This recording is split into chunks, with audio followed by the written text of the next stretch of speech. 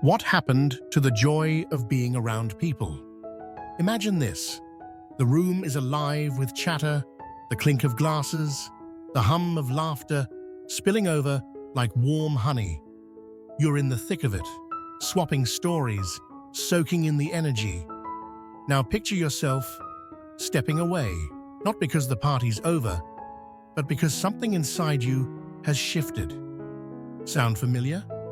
If that stirs a quiet ache or a knowing nod, you're not alone. Plenty of folks in their 60s, 70s, and even 80s find themselves drifting from the social circles they once held dear. It's not that the love's gone cold or the heart's turned bitter. It's deeper than that. A change woven from the threads of time and wisdom, not weakness. Today, we're unraveling 7 powerful reasons why you might be sidestepping company these days, even if you were once the spark lighting up every room. These aren't fleeting guesses or shallow takes. Each one digs into something real, something countless older adults feel but rarely voice. Some might catch you off guard. Others might feel like they're tracing the lines of your own story. By the end, you'll see yourself a little clearer and maybe even ease up on that guilt about craving space. Stick with me, because what you'll find is this. Pulling back isn't a flaw to hide. It might just be the wisest, kindest gift you've given yourself. Let's get started. Number 1. The echoes of trust. Broken. Have you ever noticed how life hands you more than just memories as the years stack up? It slips in little bruises too. Some fade fast, like a squabble over coffee or a mix-up about plans.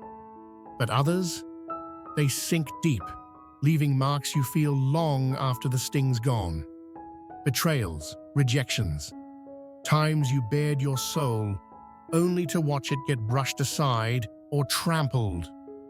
In your younger days, you might have shaken it off, eager to trust again. But now, in your 60s or beyond, those echoes hum a little louder. You don't fling your heart open like you used to, not out of spite, but because you've learned who's earned a place close to it.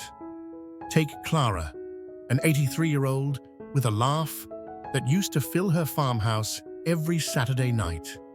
Back then, her table groaned under platters of roast chicken and mashed potatoes, the air thick with music and voices. Friends flocked to her, drawn by her warmth, but the years chipped away at that glow. One friend spilled a secret she'd sworn to keep. Another vanished when Clara's husband died, leaving her to grieve alone. It wasn't one grand betrayal that turned the tide. It was the slow drip of letdowns, like rain wearing down stone. Now, she's more likely to sit by her wood stove with a quilt and a cup of tea than host a crowd. Not because she's given up on people, but because she's guarding her peace. There's a shift that happens as we age. A quiet armor builds up, forged from all we've seen. It's not always cozy, that shell, but it feels vital. Think about it. When you've loved hard, given freely, and been blindsided one too many times, you start weighing your trust like gold. You notice how folks linger after they've spoken. Do they lift you up or leave you drained? Psychologists call this relational fatigue, that bone-deep weariness when connection costs more than it gives. For Clara, it hit when she caught herself apologizing for needing a ride after a friend sighed too loudly. She decided then, her heart's too precious to hand out to just anyone. This isn't about shutting down. It's about waking up. You've lived long enough to spot the patterns, people who shine bright until you need them, then flicker out. And when you choose distance now, it's not resentment driving you, it's clarity. Your time, your spirit, they're sacred at this stage. So if you've been pulling back, Savoring your own quiet over risky bonds, that's not coldness, that's courage. Number 2, the hunger for stillness over noise. Remember those days when you could nod through an hour of small talk, whether this, gossip that, without blinking? Maybe you even enjoyed it once, the buzz of chatter filling the air like background music. But lately, that tune's gone flat. It's not that you've turned into a hermit, it's that silence has started whispering to you, soft and rich like a breeze through the trees. And once you've tasted that kind of peace, trading it for shallow banter feels like swapping gold for pebbles. Meet Leonard, a 78-year-old who spent decades charming clients in a bustling sales office. He could talk to anyone, strangers, colleagues, even the grumpiest customers, and leave them smiling. Back then, he thrived at crowded barbecues and holiday parties, his voice cutting through the din. But these days, he'd rather watch the sun sink behind the hills from his back porch than mingle at a reunion. When his niece pressed him about skipping the latest family bash, he shrugged and said, "I'm done filling silence with noise." It's not isolation he's after, it's meaning. As we get older, our energy shifts. That itch to impress, to perform, to keep the room spinning, it fades. What grows instead is a craving for what's real, a conversation that digs deep, a quiet moment that doesn't demand you play a part. Leonard found it one evening when he ditched a noisy dinner for a walk by the river. The water lapped against the bank, the crickets sang, and for once, he didn't have to say a word.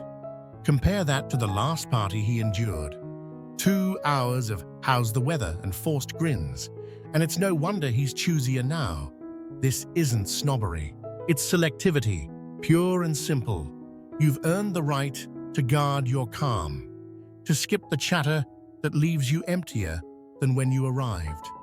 If you've been ducking the invitations, opting for a book and a warm drink over a loud crowd, don't feel guilty. You're not growing distant, you're growing discerning. And that's a gift age hands you, wrapped in quiet dignity. If this resonates, drop a number 2 in the comments. I'd love to know you're with me. Number 3, the gap nobody sees.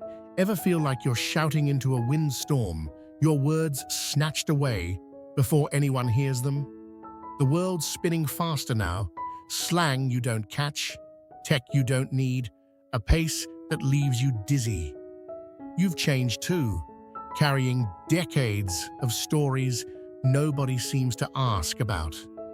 It's not their fault, not really, but that disconnect, it stings. And over time, you stop reaching across it, not because you don't care, but because it's easier to rest in a space where you don't feel invisible. Consider Evelyn, an 81-year-old who once taught history to restless high schoolers. She'd sit with her grandkids, spinning tales of her life, raising 7 kids in a creaky old house, juggling lesson plans and laundry, even marching for civil rights in '63. They used to hang on her every word. Now, she gets half a sentence out before their eyes drift to their phones. One Thanksgiving, she started recounting a blizzard that stranded her family for days. Wood stove roaring, soup simmering, only to hear, "Cool, Gran," as they scrolled. It's not malice, it's a chasm nobody's bridging. That's the quiet ache of this reason. You've got a treasury of wisdom, joys, losses, lessons carved into your bones. But when folks don't pause to listen, it's like offering gold to someone chasing glitter.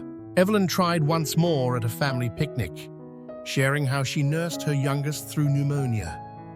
Mid-story, her nephew cut in with, "Did you see that viral cat video?" She smiled, nodded, and let the tale die. Now she saves her stories for her journal, where they're safe.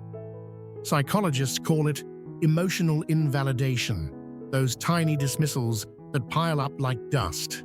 You share a fear and they laugh it off. You offer a memory and they pivot. After enough of that, silence feels kinder than straining to be heard. But here's the truth. Your voice still matters. If the world's too loud to listen, that's their loss, not your failing. And if you've been retreating to a place where you feel seen, even if it's just by yourself, that's not defeat. That's strength. Number 4, the shadow of needing too much. There's a fear that creeps in as the years stretch on, not of fading away, but of weighing down the ones you love. It's a whisper you can't shake. Don't ask, don't lean, don't be the one they sigh about. So you hold back. You skip the visit because the drive's too much to ask. You swallow the worry because their plates are full. It's not pride keeping you quiet. It's care, wrapped in a fierce need to stay light, to stay easy, to stay you. Take Walter, an 86-year-old widower with a grin that used to light up his daughter's kitchen every Sunday. He'd roll in with a loaf of his famous sourdough, the crust crackling, the kids clamoring for a slice. But after a fall left his knees shaky, he started saying no to those dinners. "I don't want them hauling me around," he told his son-in-law over the phone, voice steady but eyes damp. "They've got enough. School runs, bills. I'd just slow them down." His family begged him to come anyway, but that shadow loomed larger than their pleas. It's a tug of war so many face. You've spent decades being the rock, cooking the meals, drying the tears, fixing the leaks. Now, needing a hand feels like a foreign language. Walter remembers the night he almost called his daughter for help with a flickering light bulb. He pictured her rushing over, tired from work, and hung up before it rang. Better alone than a burden, he thought. But here's the flip side. The people who love you don't tally your needs like debts. To them, helping isn't a chore, it's a chance to give back. Still, that fear lingers, shaping choices.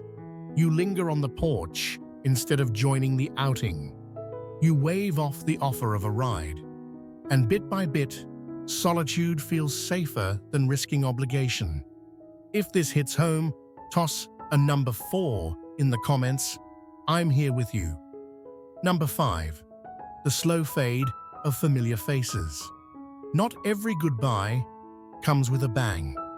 Some just drift away, soft as a leaf on the wind. You don't plan it, you don't fight it. One day, the calls thin out, the lunches lapse, and the friends who once lit up your life feel like echoes from another season. It's not always a loss that cuts deep. Sometimes it's a quiet shift, a gentle release, but it leaves you wondering, did I let go, or did they? Look at Lillian, a 75-year-old with a scrapbook full of Polaroids. Her and her old college pal, Sophie, grinning over coffee, hiking trails, raising kids side by side. They'd meet every Tuesday, rain or shine, swapping gossip and dreams. But life tugged them apart. Sophie moved for a job. Lillian's kids grew up. The meetings dwindled, weekly, then monthly, then a card at Christmas, if they remembered. Last year, Lillian dialed Sophie's number just to hear her voice. They laughed, promised to catch up, but haven't since. "We still love each other," Lillian says, tracing a faded photo, "but our paths don't cross anymore." It's a truth that sneaks up on you. Relationships tied to shared chapters, work, kids, neighborhoods, often fray when those chapters close. Lillian felt it again, when her book club fizzled after the library shut down. No drama, just distance. And as you age, you get pickier about who fills your days. Friends who once sparked joy might now feel like work. Conversations stilted, silence is heavy. So you let them fade, not out of anger, but respect for what was and what isn't. This isn't failure, it's evolution. You're not avoiding connection, you're refining it. And if that means more space, more stillness, that's not a loss. It's a gain worth celebrating. Number 6, the sweetness of just you. What if the best company you'll ever keep is your own? Somewhere along the line, you stop chasing the crowd and start savoring the quiet. Not because you're wounded or weary, but because you've stumbled onto a secret. You're enough. No scripts, no masks, just you, raw, real, and wonderfully free. It's a peace so deep, it feels like coming home. Take Arthur, an 84-year-old who used to be the heartbeat of every gathering. His clapboard house thrummed with neighbors, kids, music spilling out the windows. He'd tell stories, wild fishing trips, wartime close calls, his voice booming over the clatter. But lately, he's traded the bustle for mornings on his deck, coffee steaming, watching sparrows flit through the pines. Lonely, he chuckles when his sister asks, "Nah, I've got a lifetime of tales up here." He taps his temple, and they don't need an audience. It's a shift that baffles some. They see retreat and assume sadness. But Arthur's not hiding. He's thriving. He found it one winter night, snow piling up outside, a jazz record crackling on the turntable. No one to entertain, no rush to fill the silence, just him, the music, and a stillness that felt like a hug. Now, he guards that like treasure. Why trade it for a room full of noise when this feels so full? Age does that. It strips away the need to prove yourself. You've danced the dance, played the host, stretched thin for others. Now solitude isn't a punishment, it's a sanctuary. You linger over breakfast, lost in thought. You potter in the garden, dirt under your nails, no one to impress. And for once, you're not running from alone. You're running toward it. If this sings to you, drop a number 6 below. I'd love to hear. Number 7, the weight of what you've seen. By now, you've watched the world turn more times than you can count. You've seen joy bloom, babies born, vows spoken, sunsets that stop your breath. But you've seen the shadows too. Wars flare, promises break, goodbyes you didn't choose. That tapestry of highs and lows sits heavy sometimes, doesn't it? And when you're around others, especially the young or the untouched, it's hard to shake the feeling that they don't see the same horizon. So you step back, not to brood, but to carry it in your own way. Take Miriam, an 80-year-old with eyes that crinkle like she's still laughing at a joke from 1965. She grew up in a small town, the kind where everyone knew your name and your business. She danced at weddings, mourned at funerals, cheered when her brother came home from Vietnam. But she also watched her parents lose their farm to debt, her best friend fade to cancer, her city change until it wasn't hers anymore. At a recent block party, she tried chatting with a neighbor's son. Bright kid, fresh from college. He rambled about apps and startups. She mentioned the factory closing that gutted her town in '82. He blinked, nodded, moved on. She didn't try again. It's not that Miriam's bitter. She's just full of a life that's hard to distill into small talk. One afternoon, she sat on her stoop, the air thick with honeysuckle, replaying a memory. Her dad teaching her to fish, the lake glinting gold. She didn't need to share it. Holding it close felt truer. That's the thing. When you've seen so much, you don't always want to spill it out. You'd rather cradle it, let it settle, than watch it bounce off someone who hasn't lived it yet. This weight shapes you. You might skip the reunion because the past feels too big to unpack. You might linger alone because solitude lets you sift through it all. Grief, gratitude, the whole messy lot. It's not withdrawal, it's reverence for what you've carried. And that's a wisdom all its own. Final thoughts. You're not fading, you're finding. So what grabbed you today? Was it the slow fade of old ties? The pull of your own quiet? Or maybe that weight of a life fully lived? Whatever tugged at you, hold this close. You're not unraveling, you're unfolding. Stepping back from people doesn't mean you're broken or aloof. It might mean you're sharper now. Sharper about what feeds your soul, what guards your peace, what honors the road you've walked. You've earned this. Decades of giving, loving, bending. They've carved a space where you get to choose, to say no without apology, to sit still without explanation, to find richness, not in a room full of voices, but in the soft knowing of yourself. If you've been easing away from the crowd, pause and ask, what am I chasing? Odds are, it's not absence, it's balance. And that's worth every step. Thanks for sticking with me. You're not alone in this dance. There's a whole chorus of us out here, moving to the same gentle beat. Drop a comment with one thing that clicked for you today, something you'll carry forward. Your words light us up, keep us going. If this hit home, give it a like, subscribe, hit that bell. Let's keep sharing these truths together. See you next time.